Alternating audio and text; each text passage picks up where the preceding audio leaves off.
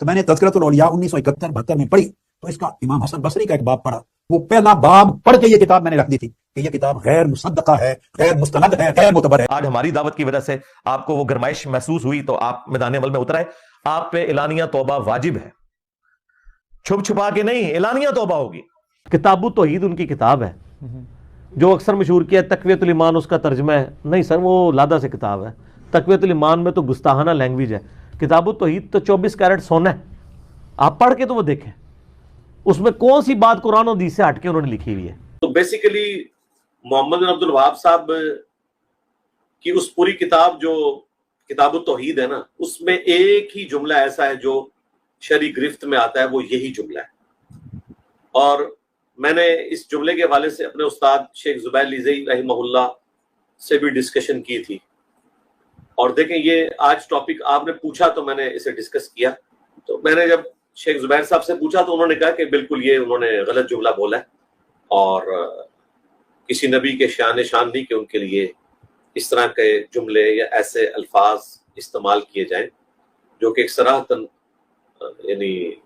ایک گستاخی کی کیٹیگری میں چلے جاتے ہیں. آپ ایک ایسی کتاب کی ترویج و اشاعت کے لیے کوشاں ہیں کہ جس کے اندر اللہ کے نبی کی صریح گستاخی موجود ہے، اور آپ کو 11 سال پہلے کم و پیش اس کا علم ہوا، لیکن آپ نے آج تک اس کتاب کے حوالہ سے لوگوں کو یہ فکر اور پیغام نہیں دیا کہ اس کتاب کو جلا دو، پھاڑ دو، چونکہ یہ اللہ کے ایک نبی کی صریح گستاخی اور توہین پر مبنی کتاب ہے. ناظرین، اللہ رب العزت نے قرآن مجید میں ایمان والوں کی ایک صفت بیان کرتے ہوئے ارشاد فرمایا لما تقولون ما لا تفعلون. یہاں ایمان والوں کو تنبیہ کی گئی ہے، ہرگز وہ بات نہیں کرنی جس پر تمہارا اپنا عمل نہ ہو. میں قرآن کی ساری آیات کو ایک طرف رکھتا ہوں اور صرف اسی آیت پر اگر انجینئر صاحب کی ذات کو پرکھنا شروع کر دوں تو وہ اس پر بھی پورا نہیں اترتے. ساری دنیا کو نیزے کی نوک پر رکھتے ہوئے دعوت فکر دینے والے انجینئر صاحب کی اپنی حقیقت و کیفیت یہ ہے کہ جب وہ کسی ایک موقف پر غلط ثابت ہو جائیں اور قرآن و سنت کے شواہد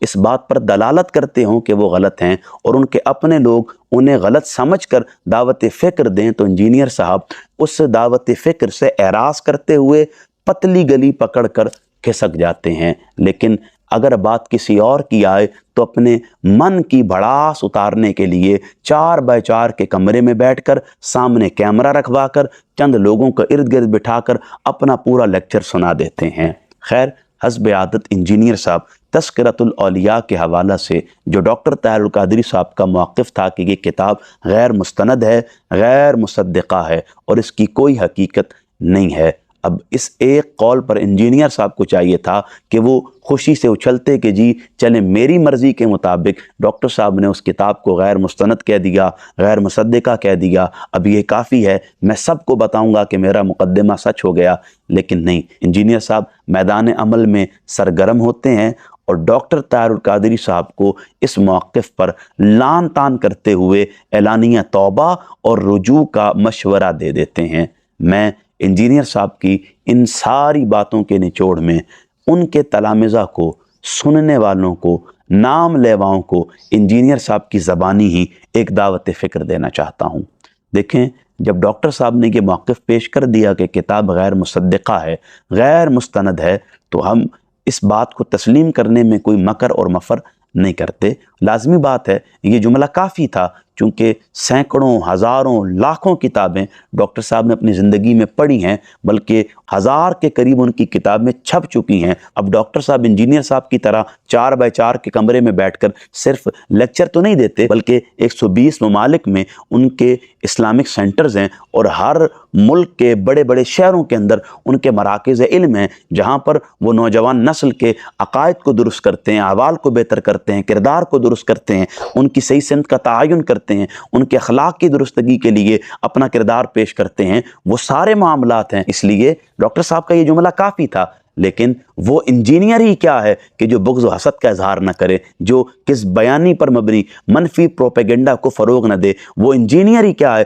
جو کسی کی کریکٹر اسیسینیشن نہ کرے. یہی ہوتا ہے انجینئر صاحب اپنے من کی تسلی کے لیے ڈاکٹر صاحب کو اعلانیہ توبہ اور رجوع کا مشورہ دینا شروع کر دیتے ہیں، جبکہ اپنی حالت اور حقیقت یہ ہے کہ کتاب جسے وہ 24 کیرٹ سونا کہتے ہیں، کتاب التوحید محمد بن عبد الوہاب نجدی صاحب کی، اس کتاب کو इंजीनियर साहब आज भी उसकी तरवीज के लिए कोशां हैं, उसकी नशर व इशाअत के लिए कोशां हैं, और अपने हर तलामिज़ा को वो किताब बतौर तोहफ़ा पेश करके पढ़ने का मशवरा देते हैं। और उस किताब की हकीकत और हालत क्या है, चलें मैं अपने मुताबिक नहीं कहता, हमारे मुताबिक तो वो सरी नबियों की गुस्ताखी पर मबनी है। उसमें नबियों के तसर्रुफात पर सवालिया निशान उठाया गया है, उनके इख्तियारात पर सवालिया निशान उठाया गया है, उनके मामलात पर सवालिया निशान उठाया गया है, और उनकी हितक पर मबनी वो किताब है। मैं सारी किताब की बात नहीं करता, उसमें जो एक इबारत है जिसे इंजीनियर साहब भी कम व पेश 11 साल पहले सरी गुस्ताखी पर मबनी मानते थे,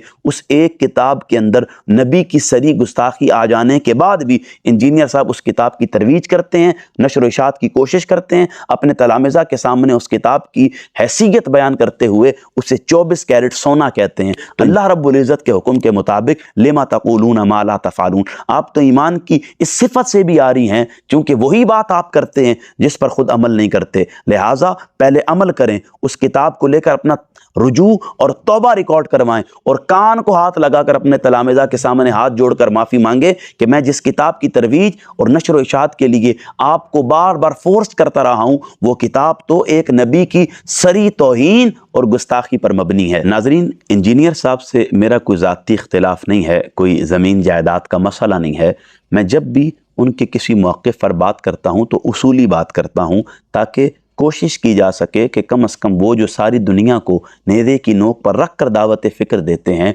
या दावत रुजू देते हैं या तौबा का मशवरा देते हैं, कम अज़ कम वो ख़ुद तो तौबा की तरफ आएँ, वो ख़ुद तो अपने अहवाल को बेहतर करें, वो ख़ुद तो अपने मामलात को दुरुस्त करें, कम अज़ कम जो बात कर रहे हैं ख़ुद तो उस पर अमल करें ना।